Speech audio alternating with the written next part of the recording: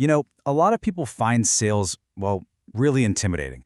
They kind of think it's all about some special talent you're born with, or maybe just sheer luck. But what if I told you the secret to being great at sales is something anyone can learn? Today, we're going to break down the 7-step process that turns sales from a total mystery into a simple-to-follow map. So, let's get right to it. What is the secret?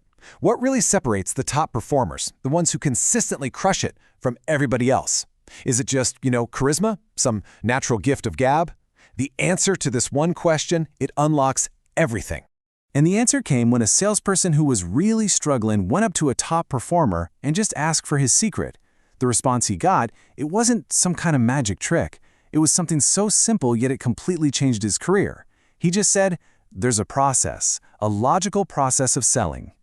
And that is the key right there. That's the big idea. The secret to sales isn't magic at all. It's a map. It's a structured, learnable system that anyone, and I really do mean anyone, can follow to get from that initial hello all the way to a successful close. So here it is. This is the 7-step map that guides every single successful sale.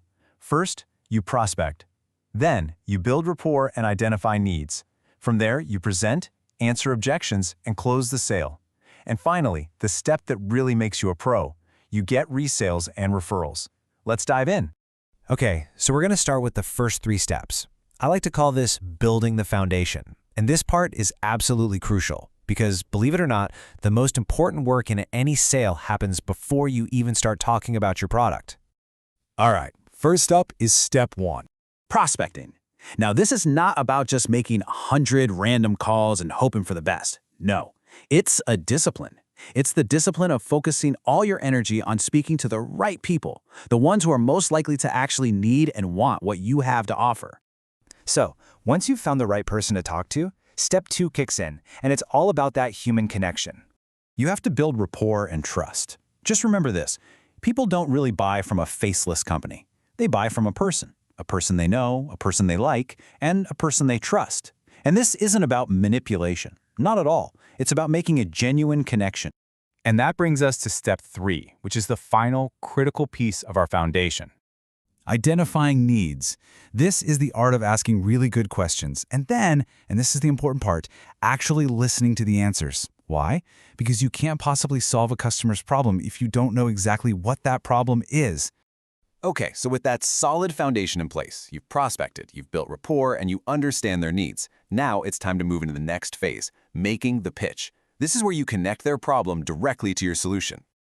Let's get to step 4, the presentation. But look, this is not a generic, one-size-fits-all speech about how great your product is.